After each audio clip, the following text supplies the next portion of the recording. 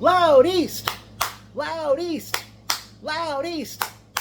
Loud East wrestling fans! I am longtime independent wrestling fan Robert. Wild East was my first Loud East wrestling event since Kaboom, that took place back in September of last year in the Bronx. And boy, I'm pretty glad I came out for this event. Grim Reaper was outside at the time I got to the building. We actually started out with a pre-show, which was ring announced by Nick Downey, Brandon Downey's brother. For those who don't know, Brandon is a wrestler in various indies, namely Wrestling Is Now. And I forgot where else Brandon wrestlers compete in right now. Maybe he'll be a part of LEW in the future. But we had a six-man scramble match to start out the show, as we saw Rick Rose versus Five-Star Guy, I believe they called him that, Irish Virus, Killer Kyle, Caveman, and Justin. I apologize for not hearing his last name. It was good to see the Caveman in action. That's like the shortest I've seen his hair. Pretty good way to open up the pre-show and get those already in the building warmed up. Caveman, let's just say he still speaks prehistoric during his matches, because at one point something happened. He said something, and at that point I said, "That's prehistoric. Get out of the way." But in the end, Irish Virus defeated Caveman, Killer Kyle, Five-Star Guy, Rick Rose, and Justin, didn't get his last name, at 5 minutes 27 seconds. Then we had a singles match on the pre-show, which saw Vincent Michaels take on Betty Blanco, who entered the ring to jump by Crisscross. But I heard that song, wow, that song came out when I was in high school. Yeah, that's showing my age. Surprised nobody in the crowd started jumping literally. Betty Blanco defeated Vincent Michaels at 4 minutes 55 seconds. And then Nick Downey introduced the ring announcer of the main show, MLJ. Very good. He's a very good ring announcer, I gotta say, MLJ. And we kick off the main show, and we have the opening matchup. We have Mr. James taking on the good guy, Azrael. Good to see Azrael still coming out to Rob Zombie's liquor. I'm a big Rob Zombie fan, and not just due to the name. At one point they were out on the floor, and I don't know who bumped into it or they threw each other into it, but one of those special lights on the four corners of the room, and the one that they bumped into almost fell down, and even people in the crowd were trying to stop it from falling. So that was a botchamania moment. At one point, Azrael tried to do like a kick in the corner on Mr. James, but Azrael, I don't know what went wrong, or he meant to do it, where Azrael ended up landing on the parquet floor. Tremendous opening matchup here, which saw Azrael defeat Mr. James at 12 minutes 29 seconds. Next up was another scramble match on the main show, as we saw Shane Rose versus Christian Robinson versus Charlie Tiger versus Kamikaze versus Buddy Thomas versus Mel Ramos. And the match was about to get started, but then out came the seventh participant, Michael Fain. Pretty good matchup here, which saw Charlie Tiger defeat Shane Rose, Christian Robinson, Kamikaze, Buddy Thomas, Mel Ramos, and Michael Fain at 10 minutes 15 seconds. Charlie Tiger came out to Ozzy Osbourne's Over the Mountain. Buddy Thomas came out to the Midnight Express theme.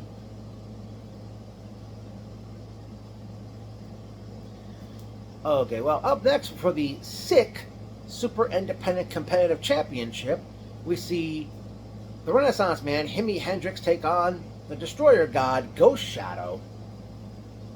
This was like Experience versus Youth in this one, but Ghost Shadow was not an old man, but he's a seasoned veteran. Ghost Shadow ended up defeating Jimi Hendrix at 6 minutes 45 seconds to retain the SICC championship. Hold that thought, folks. All right, next match, which kind of turned into a hardcore mess, we had Low Life Louis Ramos and his son Louis Jr. calling themselves Completely Unstoppable Machines, CUM, as they did battle with Jay Lover and Burns Luciano. A lot of plunder was brought into play, if you will. They were breaking things over each other's heads. All four men ended up bleeding. Let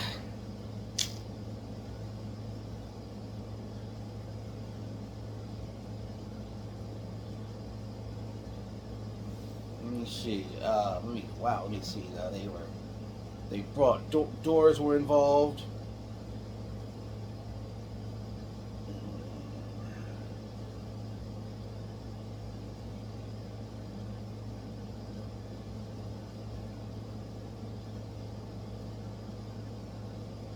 Wow, it was so hectic. I believe it took Jay Lover hit a boss man slam. Low Life Louis kicked out of that. At one point, Low Life got his hands on a plunger, and let's just say he attempted to violate Jay Lover with the wrong end of it.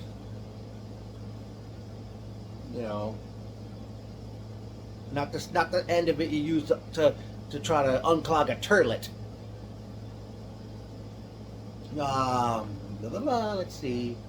Eventually, Jay Lover hits a second boss man slam, and he ends up pinning Low Life Louis, enabling Jay Lover and Burns Luciano to defeat Completely Unstoppable Machines at 11 minutes 15 seconds. After the match, Jay Lover gets the microphone and he said, me and Low Life Louis were doing this for a long time, and now that you beat me at the last show, I pinned you in this tag match. This whole thing is over, and I want to shake your hand. So Low Life Louis and Jay Lover shake hands, but Burns Luciano hits Low Life in the balls. Louis Jr. tried to get back in, he gets beat up on, and Louis trying to cover his son from taking a further beating. Referees come outside, they're getting pummeled. So who's to say, if it really is over or not, based on what Jay Lover said. And after the match, thankfully, they went to intermission, and they had to clean up the ring, and they were wiping the blood off the mat. I just feel bad for those that had to clean that up, and not just do the blood, clean that ring up with all that mess. Next up, we saw Ruckus do battle with Broski Jimmy Lloyd, who, let's just say, channeling his inner Zack Ryder, even coming out to the Zack Ryder theme. Broski Jimmy Lloyd defeated Ruckus at 4 minutes 18 seconds with radio silence, and the crowd was not happy about that. Up next, we had a 6-man tag team match, as we saw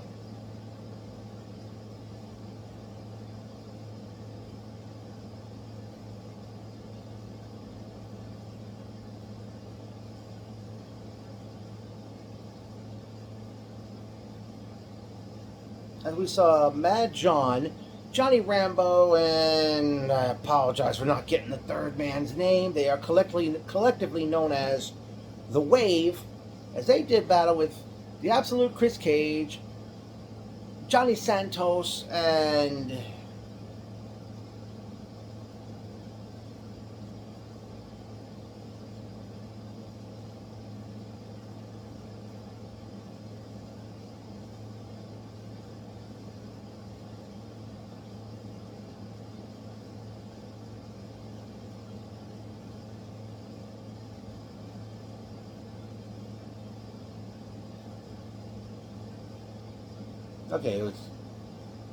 Chris Cage,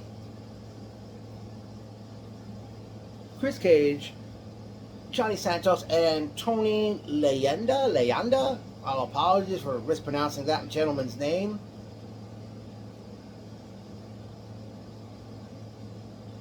You know, it was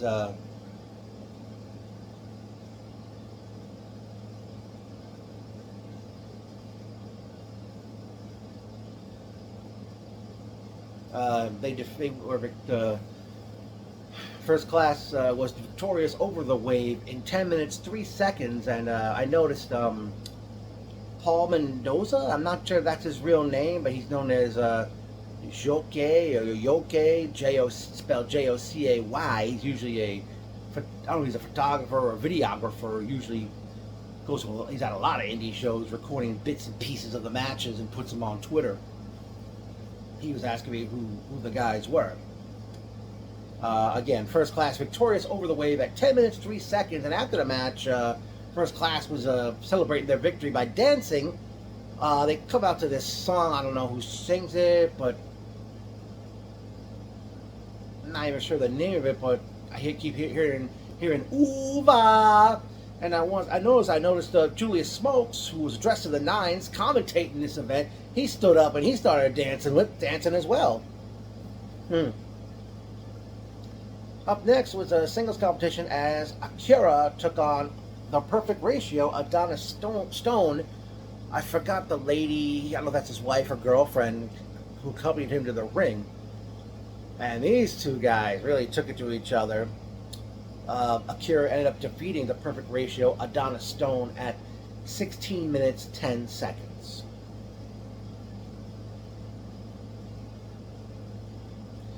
Up next was tag team action, as we had the sensational Colin Parker and young Gordy Jay Alfredo, as they did battle with Nasty Nico Cruz and a young man who I met before he was a wrestler, El Único Chris Barton, the two of them collectively known as Riz and Nasty. Now, I can see why with Jay Alfredo, my first look seeing him and Colin Parker, I can see why he's young Gordy. I mean, with that hair, he can passes the late Terry Gordy reincarnated, and also running the ropes like Terry Gordy used to do, rest his soul. A hectic tag match these guys had. I don't know if most of the family and friends of Colin Parker were there, because they were really, really, really loud, no pun intended, for this matchup.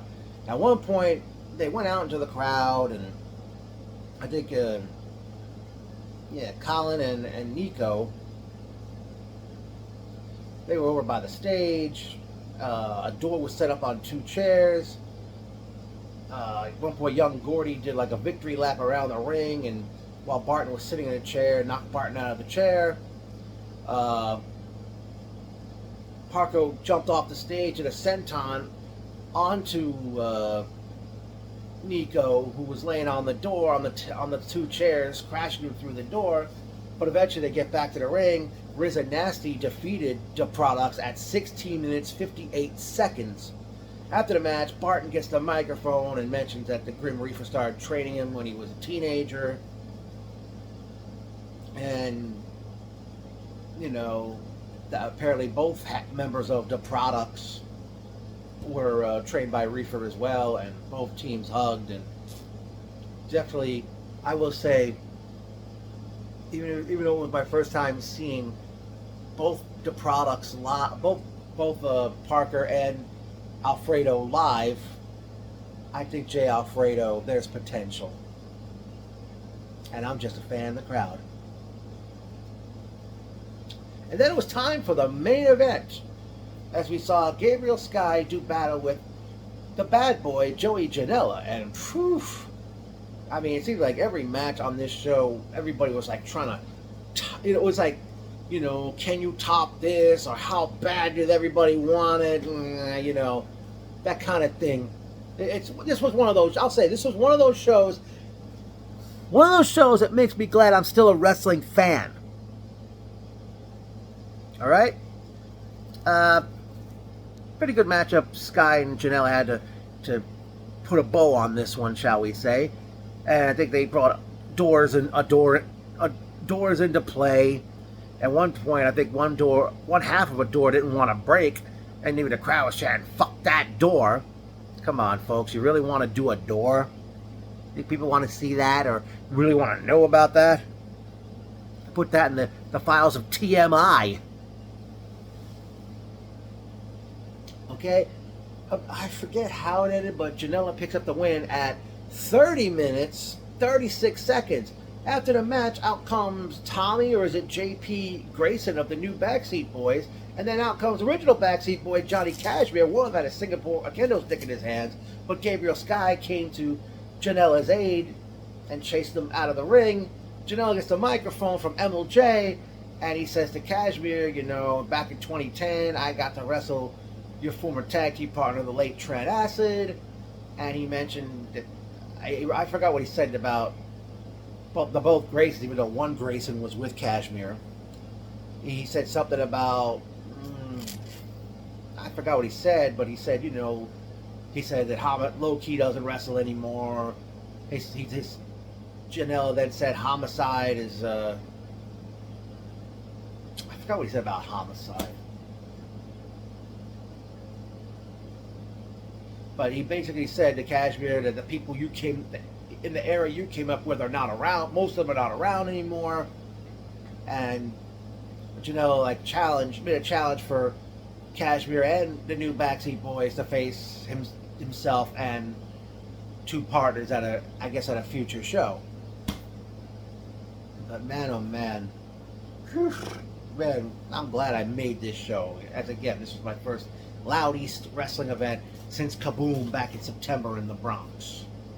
Well, personal note, it was great seeing Stella, who was working the door. Of course, I guess we'll call him Mr. Loud East Wrestling, because he makes it all possible, the Grim Reaper. I noticed, let's see, okay. Two good-looking ladies, both wearing glasses, that were, sitting near me. They have a, don't know who was handling the music, but they have a great sound system. Okay?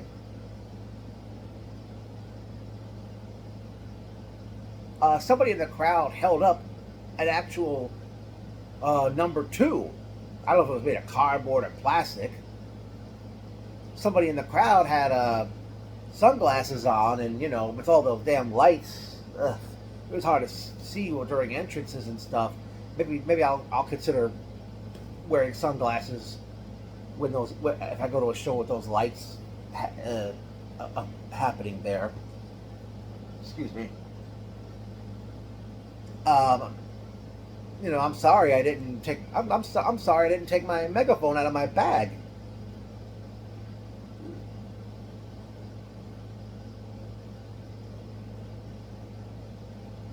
I have to say, Loud East Wrestling equals party atmosphere. All right. And once again, folks, I'll be back in a little bit. Although it was not announced to the crowd, Loud East Wrestling will be having their next show on Saturday, July 20th, a 5 p.m. start from the American Legion, located at 840 McLean Avenue in Yonkers, New York. I will not be able to make that show. I don't know if Loud East Wrestling is going to continue to run at the Mecca in Ridgefield Park, New Jersey. I mean, I hope they come back to the New York City area someday. I mean, maybe the Queensboro Elks Lodge on Queens Boulevard would be a nice place to run a show. Because unless I'm mistaken, most of the competitors are from the New York City area that were on this event. Julius Spokes is one heck of a commentator, but he has been for so many years, because I do remember him commentating Jersey All Pro Wrestling long ago. I mean, most times he was making me laugh. He was his take. I forgot. I think it was Kevin Gill, the other gentleman commentating there. Julius was making me laugh throughout the show with so many things he was saying.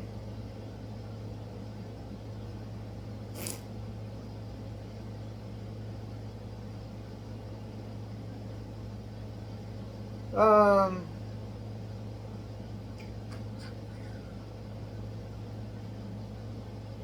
wow.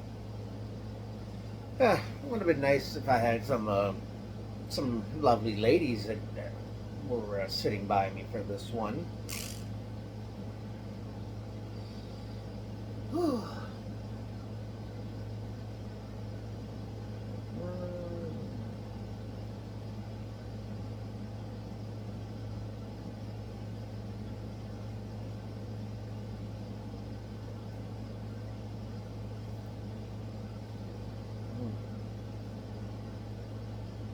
I don't know, Loud East Wrestling. Maybe next time I'm at I don't know about my if I'm well. I'm not going to be at the show in Yonkers July 20th, but hmm, next time you come back to the Mecca or have another show that I attend, I don't know if maybe have a ladies match. I mean, that's obviously something different from watching the men all the time compete.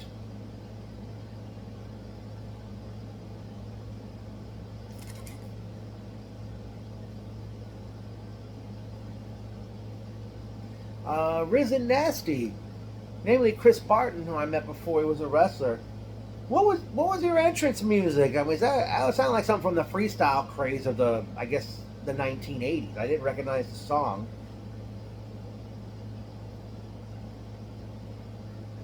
Uh,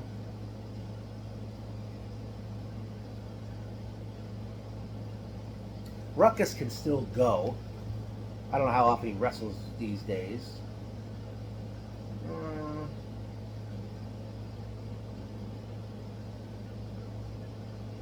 wow, still blown away by this event. Uh, la la la la la la la la. Ba, ba, ba, ba, ba, ba, ba, ba, ba.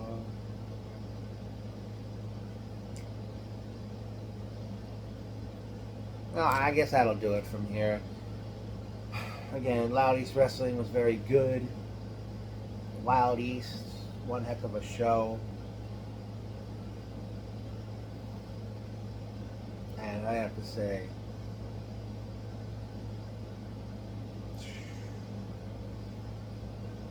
Loud East Wrestling.